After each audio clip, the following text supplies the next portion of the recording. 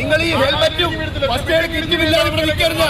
ഈ building നിലംപൊത്തും.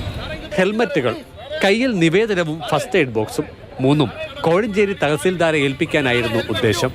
Taluk office പ്രവർത്തിക്കുന്ന mini civil station കെട്ടിടത്തിന്റെ കോൺക്രീറ്റ് മേൽക്കൂരകളുടെ ചില ഭാഗങ്ങൾ അടുത്ത കാലത്ത് അടർന്നു വീണിരുന്നു.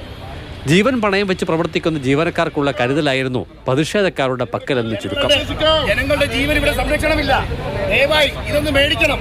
പ്രവർത്തകരെ ഗേറ്റിൽ തടഞ്ഞതോടെ തഹസീൽദാർ ടി.കെ. നൌഷാദ് അവിടേക്കെത്തി. നിവേദനം സ്വീകരിച്ച തഹസീൽദാരെ ഹെൽമറ്റും ഫസ്റ്റ് എയ്ഡ് ബോക്സും കൂടി പിടിച്ചേൽപ്പിക്കാൻ ശ്രമിച്ചുവെങ്കിലും ഫലം കണ്ടില്ല. ബിൽഡിംഗ് നിലംപൊത്തി ഇതിന്റെ അടിയിൽ ജീവനക്കാരുണ്ടെങ്കിൽ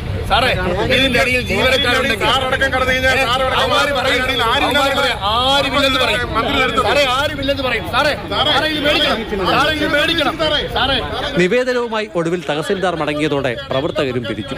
ഇവിടെ വർഷങ്ങളായി ഒരു മെയിൻ്റെനൻസും നടത്താതെ ഇവിടെ വരുന്ന ജീവനക്കാരെയും ഇവിടെ വരുന്ന സാധാരണപ്പെട്ട ജനങ്ങളുടെയും ജീവന് ഭീഷണിയായിക്കൊണ്ടിരിക്കുന്ന ഒരു അവസ്ഥയിലാണ് ഞങ്ങൾ ഇവിടുത്തെ തഹസീൽദാർക്ക് ഒരു ഫസ്റ്റ് എയ്ഡ് കിറ്റും ഹെൽമറ്റും ഞങ്ങൾ സമ്മാനിച്ചത്.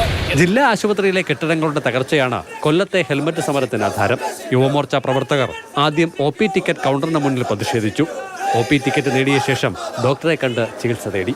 ഹെൽമറ്റ് സമരം BJP മുൻ ജില്ലാ അധ്യക്ഷൻ BB ഗോപകുമാർ ഉദ്ഘാടനം ചെയ്തു. യുവമോർച്ച ജില്ലാ പ്രസിഡന്റ് പ്രണവ് താമരക്കുളവും പ്രവർത്തകരും മരുന്നും വാങ്ങി മടങ്ങി.